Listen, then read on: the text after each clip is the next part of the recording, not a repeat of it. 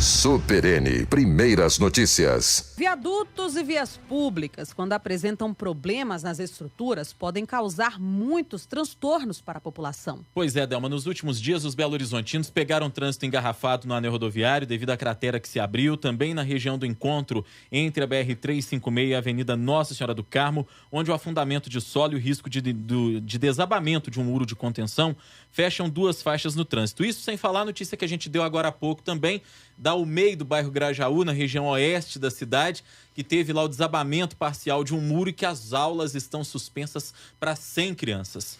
E para conversar com a gente sobre a fiscalização dessas estruturas, nós recebemos aqui no estúdio o presidente do IBAP, o Instituto Brasileiro de Avaliações e Perícias de Engenharia de Minas Gerais, e também presidente da Câmara de Mediação e Arbitragem do CREA, o Conselho Regional de Engenharia e Agronomia de Minas Gerais, Clemenceau Chiab Saliba Júnior. Bom dia, Clemenceau, seja bem-vindo. Delma, Rodrigo. Bom dia. Prazer é nosso.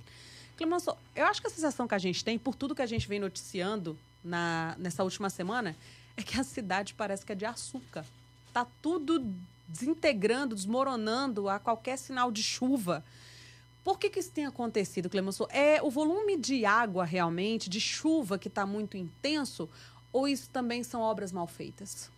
O volume de chuva do mês de março desse ano, ele superou em muito a média histórica. Ele foi mais de 3 vezes maior do que essa média em 2 das regionais que são muito afetadas, que é a Oeste e a Centro-Sul. E essa chuva também teve características no início do mês de ser uma chuva muito constante. Ou seja, ela ficou chovendo muito tempo, não deu tempo do terreno secar, e com volumes muito altos, muito elevados, e com isso, então, o solo ficou muito saturado. Muito saturado significa encharcado mesmo, né? Mesmo depois de 2, 3 dias sem chover, você pode ver em alguns locais aí que está tudo ainda muito molhado. Isso, quando a gente junta isso com uma necessidade de drenagem adequada. Vou dar um exemplo, na casa da gente, antes de um período chuvoso, é muito recomendável que a gente verifique se não tem alguma telha fora do lugar, se a calha está entupida.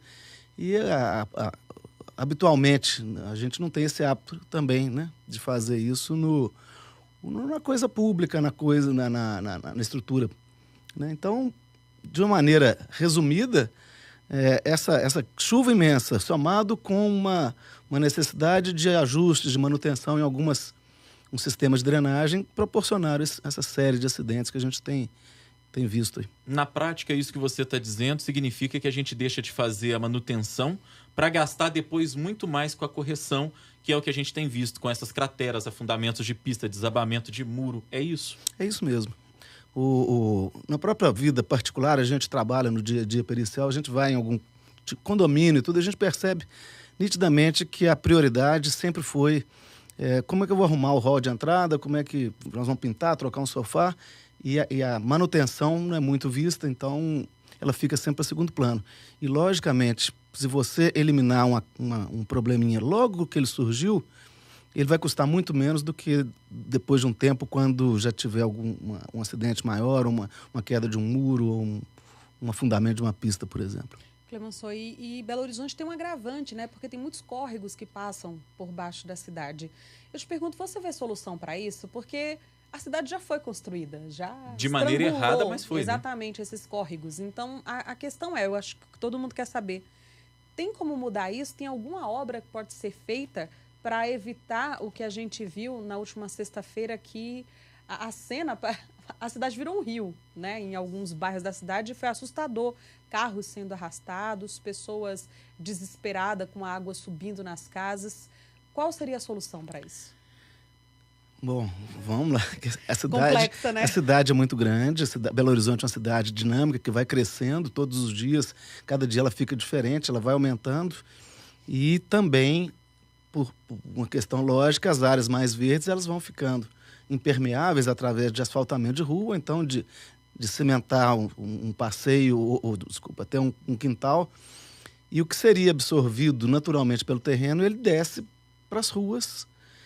É uma cidade que tem um relevo, ou seja, ela é muito montanhosa, o próprio nome, né, das montanhas de Minas Gerais não deixa muito. Então toda a água ela vai descer para os pontos mais baixos durante uma chuva mais intensa. Na sexta-feira teve uma chuva realmente de grande intensidade. foram, na região oeste, me parece, se não estou enganado, mais de 60 milímetros em pouco mais de meia hora. Isso causa transtornos em qualquer cidade do mundo, não é só aqui. Mas, em paralelo a isso, quando você joga um volume maior de água nas vias ou nas redes de captação dessa água pluvial, que é a água da chuva, a água pluvial, essas estruturas que são mais antigas não têm a capacidade de suportar aquele volume novo. Porque quando ela foi construída, por exemplo, lá na Francisco Sá, ela suportaria um determinado volume. Com adensamento e a quantidade maior de chuva, aquela galeria, por exemplo, já não suporta mais aquela quantidade de chuva. Ainda tem o problema do lixo, que as pessoas insistem em esse deixar é outro ali ponto, também, né? Esse é outro ponto, né, importante. E em qualquer bairro, tá? Eu estava, nesse fim de semana, fazendo uma caminhada com minha esposa no bairro Belvedere, e você vê que a grande parte das bocas de lobo que a gente viu já tinham cheio de galho, de saco plástico. Então, não tem bairro. A educação em relação a isso não tem classe social em Belo Horizonte, não. É importante que esses dispositivos de drenagem, ou seja, boca de lobo, canaleta, estejam limpas para poder suportar a chuva. No anel rodoviário, a gente percebeu que logo depois, você vê que o problema não é só do poder público. Logo depois, eu tive de manhã lá, logo que liberou o trânsito, que tinha acabado a obra, e voltei no meio da tarde para gravar uma entrevista, e eu já vi na canaleta, exatamente onde rompeu, já vários sacos plásticos. Então o pessoal de dentro do carro joga isso. A educação precisa ser melhorada com esse ponto, porque vai afetar a vida de várias pessoas, não é só daquela pessoa que se livrou de um lixo ali do lado. Clemenceau, você falou sobre a questão da impermeabilização da cidade, dessa coisa do asfalto, do cimento. A gente, na visão de leigo, tem muitas vezes a sensação de que as ruas de calçamento, aquele bom e velho calçamento que revestia uma boa parte da cidade décadas atrás e que aos poucos foi sendo substituído pelo asfalto como símbolo do progresso, a gente tem às vezes a sensação de que o calçamento permite mais uma absorção da água. É uma sensação correta essa que nós leigos temos, ou o bom e velho calçamento ele também causa essa impermeabilização do solo? Não, o bom e velho calçamento ele causa impermeabilização do solo, mas obviamente em uma quantidade menor do que o asfalto. É uma tendência mundial, em alguns países já tem sido feito, a abertura dos canais.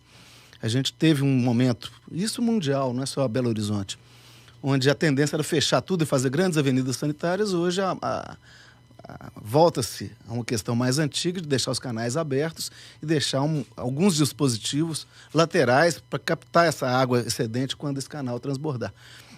Belo Horizonte, tudo depende de muito estudo, tudo depende de técnica. A engenharia tem técnica para fazer isso de maneira adequada e a gente tem que pensar a cidade para os próximos anos, não só para esse momento imediato. Clemenceau, você tem acompanhado, por exemplo, a entidade que você representa tem sido procurada pela prefeitura, por exemplo, para discutir essas questões e alternativas para amenizar esses impactos no período chuvoso na cidade? O IBAP Minas ele tem um convênio com a Defesa Civil, com a Coordenadoria de Defesa Civil de Belo Horizonte, onde a gente, de maneira voluntária, ou seja, os associados do Instituto, eles acompanham os profissionais da Defesa Civil em questões de risco, para auxiliar no caso de uma interdição ou de um isolamento de alguma área. Não mais do que isso. É uma entidade sem fins lucrativos e ela tem o objetivo muito mais de congregar os profissionais e de formar o conhecimento. Através da elaboração de normas técnicas, depois são levadas à BNT, por exemplo, né? E de uma série de conceitos que são trazidos à sociedade de maneira honorífica. Nessa época de chuva, a gente vê, Clemenceau, normalmente também aquela buraqueira em que se transformam as nossas principais vias. É chover um pouquinho mais forte e é buraco para todo lado. E aí eu pergunto para você, de repente em outros lugares do país ou até do mundo a gente não vê esse tanto de buraco, remendo mal feito muitas vezes.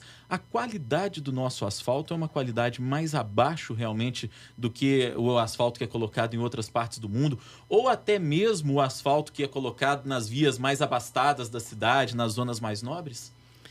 Bom, a questão do pavimento na época de chuva, interessante é explicar um pouquinho como é que é um pavimento que não é só aquele asfalto, só a capa asfáltica. Ele é composto de várias etapas. Desde uma regularização do subleito e compactação, que é a terra original, depois camadas de subbase, eventualmente, e base, que são terras mais firmes, por exemplo, uma canga de minério que é muito usada em Belo Horizonte, ou até brita, e a capa asfáltica e também os dispositivos de drenagem, que são as canaletas. Então a água não pode entrar nem por cima nem por baixo. Esse é ponto primordial. E quando já dá um buraco, é sinal que esse pavimento já perdeu sua funcionalidade em alguns pontos. Não só a capa. Começa com uma movimentação, por exemplo, se afundar um pouquinho esse pavimento, vai trincar o asfalto e por essa trinca vai penetrar a água. Né? Muitas vezes é feito com o reparo, o tapa-buraco, e ele tem norma para fazer isso, e se ele fizer bem feito, desde que recomponha todo o pavimento e não só jogar a massa asfáltica em cima, e é o que fazem ele é bem feito, né? ele é bem feito.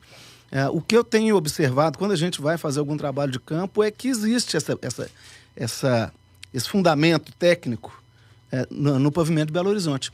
É claro que as vias principais, elas têm que ser priorizadas pela prefeitura, porque é onde passam a maior parte dos veículos. E elas têm condições boas hoje, elas estão sendo recapeadas com muita frequência. As vias de bairro, os bairros que não têm trânsito tão maior, eles estão numa situação pior um pouco. Em relação a esse ponto, quando começa a trincar esse asfalto, é importante já dar uma colmatada logo no começo, para não deixar a água penetrar lá e tirar. A gente percebe muitas vezes que abre um buraco ao lado de um buraco novo, um buraco antigo, depois de tampado, abre exatamente ao lado, porque o pavimento já está degradado naquela região.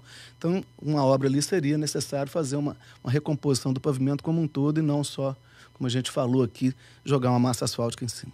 Muito bem, a gente recebeu aqui nos estúdios do Super N Primeiras Notícias o presidente do IBAP, o Instituto Brasileiro de Avaliações e Perícias de Engenharia de Minas Gerais, também presidente da Câmara de Mediação e Arbitragem do CREA, o Conselho Regional de Engenharia, Arquitetura e Agronomia de Minas Gerais, Clemenceau Chiabe Saliba Júnior. Foi um prazer recebê-lo. Muito obrigado por ajudar o ouvinte da Super Notícia a entender essas dificuldades aí que a gente está vivendo. Nós estamos à disposição e deixo um último recado, que prevenir é sempre melhor do que remediar. Tá certo. Obrigado mais uma vez, Clemenceau. Foi um prazer recebê-lo.